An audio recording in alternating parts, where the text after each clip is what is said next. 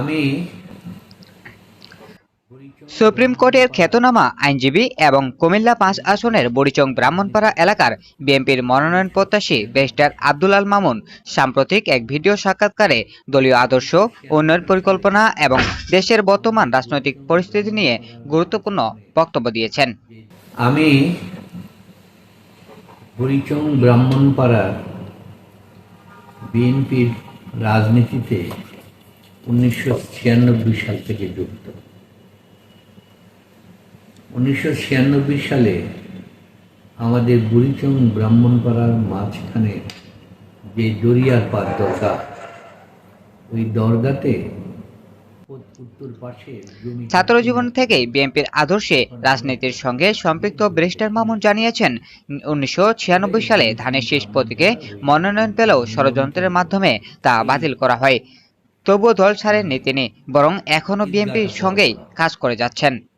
মাঝখানে যে দরিয়ার পার দরগা, ওই দরগাতে উত্তর পাশে জমিটা কেনার জন্য তখন আমি 1 লক্ষ টাকা দিয়ে জমিটা কিনে দিয়েছি।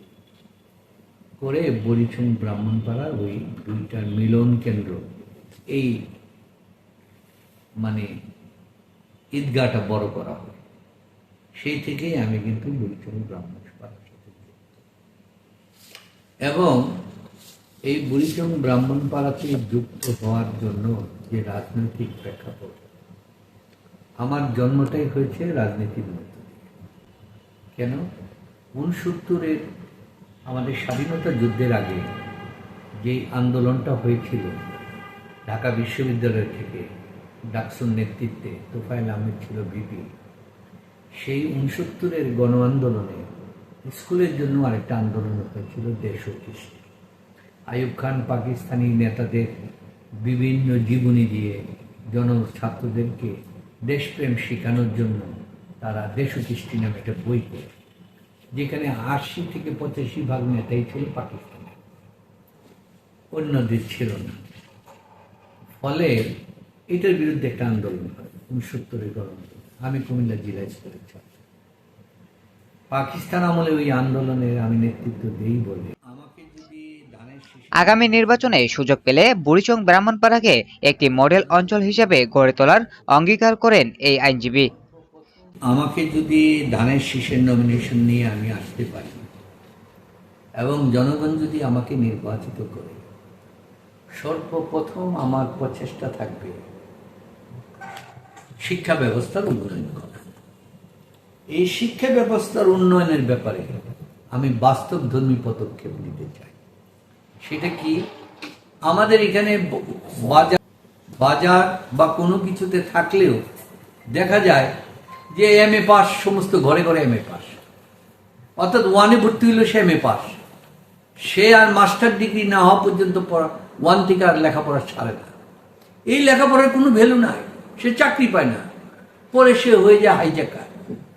এইখানে আমি চাই যে টেকনিক্যাল এডুকেশন যার জন্য টেকনিক্যাল কলেজ, টেকনিক্যাল স্কুল, যেটা করতে হবে।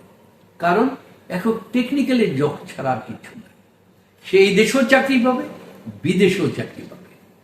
সুতরাং আমাদের কুমিল্লাতে এবং উপজেলাতে টেকনিক্যাল এডুকেশন, তারপরে আমাদের নদীর পাড়ে যে 3টে ইউনিয়ন আছে, অত্যন্ত উঁচু জায়গা, সেখানে এগ্রিকালচার, বিভিন্ন শাক সবজি বাংলাদেশে প্রসূত, এই পুরো অঞ্চলটা এই এলাকা দিয়ে চলে। এইখানে যদি এগ্রিকালচার, কৃষিকে শিল্পে পরিণত করা যায়, এগ্রিকালচার ইন্ডাস্ট্রি করা যায়, তাহলে এখান থেকে শিক্ষা, সংস্কৃতি, খাদ্য ও বাসস্থান উন্নয়ন এবং মাদক বিরোধী জিরো টলারেন্স নীতি বাস্তবায়নের মাধ্যমে এলাকায় সামগ্রিক উন্নয়ন ঘটাতে চান তিনি। জনগণের দোয়া ও সমর্থন প্রত্যাশা করে ব্যারিস্টার মামুন প্রতিশ্রুতি দিয়েছেন দলমত নির্বিশেষে সাধারণ মানুষের কল্যাণে কাজ করার।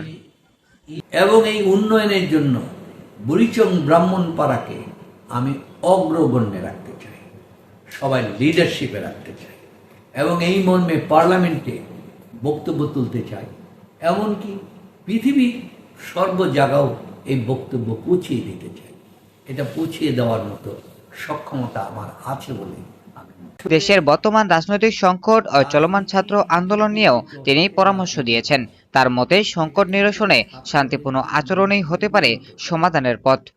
রাজনৈতিক নেতৃবৃন্দকে আহ্বান জানিয়েছেন শিক্ষার্থীদের নিরাপদে শিক্ষাঙ্গনে ফিরিয়ে আনতে ইতিবাচক ভূমিকা রাখার জন্য। কথা বলতে না পারা এই জুলাই চেতনা কিন্তু এটাকে করেছে। জুলাই চেতনা কিন্তু ইতিহাসের অংশ, তাকে কোনোভাবে বিচ্ছিন্ন করা যাবে না।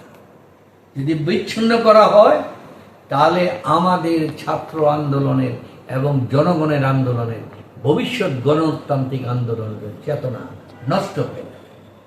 এখন